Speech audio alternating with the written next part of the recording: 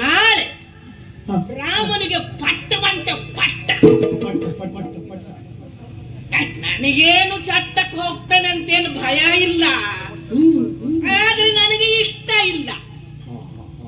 ನಾನು ಮಾತ್ರ ಇದನ್ನು ಬಿಡೋದಿಲ್ಲ.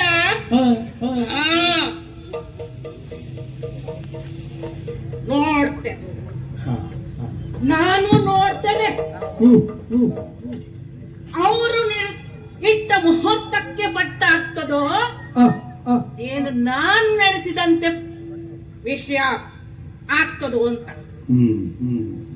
ಏನು ಜನವಪ್ಪ, ಸರಿ ಇಲ್ಲ ರೀ ಜನ.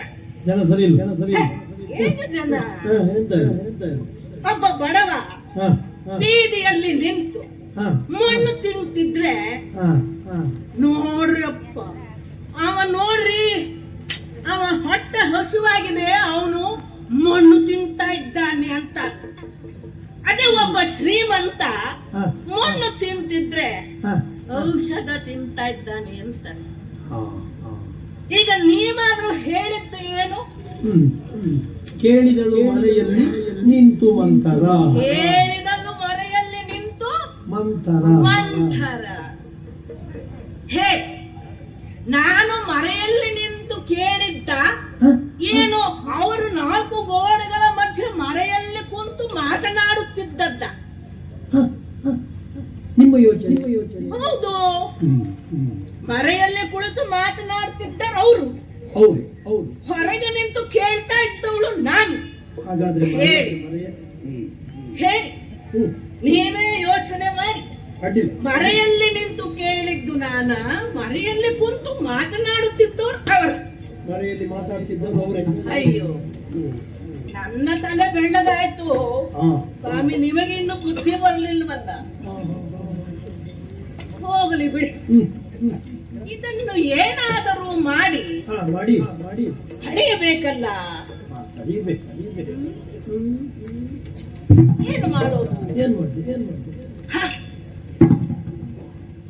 ನನಗೊಬ್ಬಳು ಅಮ್ಮ ಇದ್ದಾಳೆ. ನಿಮಗೆ ನಮ್ಮಮ್ಮ ಪರಿಚಯ ಉಂಟಾ? ನಿಮ್ಮಮ್ಮನ ಪರಿಚಯ ಇಲ್ಲ. ನಿಮಗೆ ಆ ತಲೆ ಬಿಸಿ ಬೇಡ. ಇವಳೇ ಹೀಗಿದ್ದಾಳೆ, ಇನ್ನು ಅವರ ಅಮ್ಮ ಹೇಗಿರಬಹುದು? ಅಮ್ಮ ಎಂದರೆ ನನಗೆ ಜನ್ಮ ಕೊಟ್ಟ ಅಮ್ಮ ಅಲ್ಲ, ನನಗೆ ಅನ್ನ ಕೊಟ್ಟ ಅಮ್ಮ.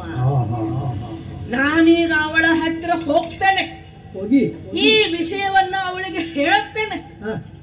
ಈ ಅಮ್ಮನ ನಡುವೆ ನಡೆಯುವ ವಿಚಾರ ಇದೆಯಲ್ಲ, ನೋಡುಗನಿಗೆ ಅಮ್ಮಮ್ಮೋ ಎನ್ನಿಸಬೇಕು. ಪಟ್ಟ ಕಟ್ಟುತ್ತಾರಂತ ಪಟ್ಟ ಕಟ್ಟೋರಿಗೆ ಚಟ್ಟ ಕಟ್ಟಿಬಿಡ್ತಾರೆ.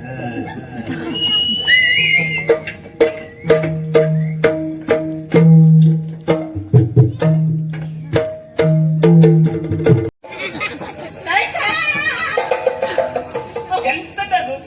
ಇಲ್ಲಿಯೇ ಇದ್ದೀಯಾ? ಮತ್ತೆ ನಾ ಇಲ್ಲಿಗೆ ಹೋಗ್ತೇನೆ. ಏನಾದ್ರು ತಿರುಗಾಡಿದ್ರೆ ನೀನೇ ಬಿಟ್ರೆ ನಾ ಇಲ್ಲೇ ಇರು.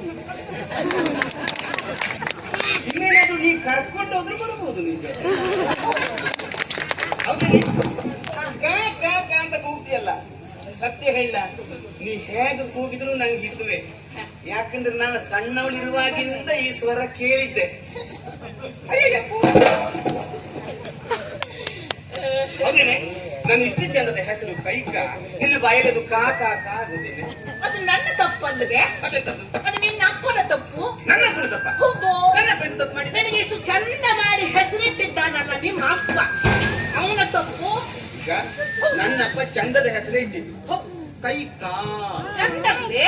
ನಿನ್ನ ಬಾಯಲ್ಲಿ ಕಾ ಅಂದ್ರೆ ನಿನ್ನದು ಚಂದವಾದ ಹೆಸರೇ. ಅದನ್ನ ಚಂದವಾಗಿ ಸಮಾಧಾನವಾಗಿ ಸುಂದರವಾಗಿ ಕರೆದ್ರೆ ಕೈಕೇಯಿ ಆಗ್ತದೆ. ನನ್ನ ಹಾಗೆ ಗಡಿಬಿಡಿ ಮಾಡ್ತಾ ಯಾರಾದ್ರೂ ಅವಸರವಾಗಿ ಕರೆದರೆ